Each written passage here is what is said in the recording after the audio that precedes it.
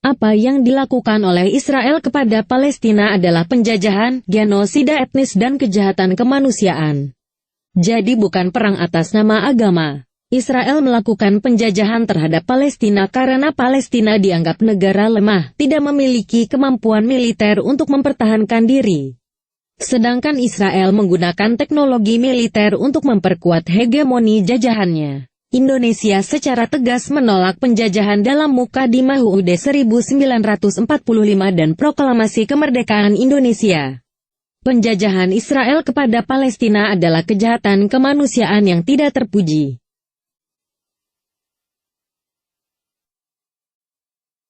Proklamator Kemerdekaan Indonesia, Soekarno dan Hatta telah menyatakan dengan bulat dan jelas bahwa penjajahan di muka bumi harus dihentikan karena tidak sesuai dengan peri kemanusiaan dan keadilan.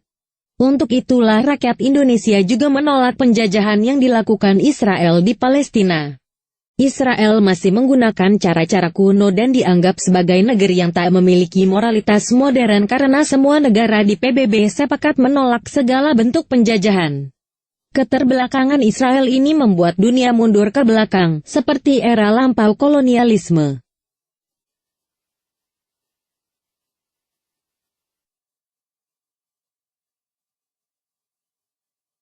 Israel dikucilkan oleh banyak negara-negara dunia yang sudah menganut sistem peradaban modern. Penjajahan sudah dianggap langkah kuno yang tak berperi kemanusiaan dan melanggar hak asasi manusia. Sungguh aneh jika ada negara maju yang masih mendukung penjajahan Israel ini. Karena zaman sudah berubah dan masyarakat dunia ingin hidup dalam aliansi peradaban modern yang saling mendukung perdamaian dan kedamaian. Oleh sebab itulah cara-cara Israel menjajah Palestina ini kian tidak disukai. Israel seolah masih hidup di abad 18 ketika penjajahan masih jadi tren. Kini saat Israel kembali melakukan agresi militer kepada Palestina, banyak negara mengecamnya dan mengutuk sikap Israel. Perang Israel di Palestina jelas bukan agama, tapi penjajahan yang merusak tatanan kehidupan bangsa-bangsa di dunia. Israel sebagai negeri kuno yang masih bangga dengan aksi-aksi kekerasan kian dikucilkan dalam pergaulan dunia internasional. Saat negara-negara Eropa sudah meninggalkan cara lama itu, justru Israel malah mengobarkan kembali sebuah cara berpikir jadul yang tak sesuai dengan pendidikan modern saat ini. Wajar jika Israel tak disukai banyak negara. Israel nampak terbelakang secara moralitas kemanusiaan karena mengedepankan kekerasan penjajahan. Nampak jelas Israel tidak memiliki kecerdasan dalam menangkap hubungan internasional pada masyarakat modern abad 21 ini. Tren dunia saat ini adalah membangun ekonomi dan kemajuan peradaban dengan hubungan kerjasama yang baik.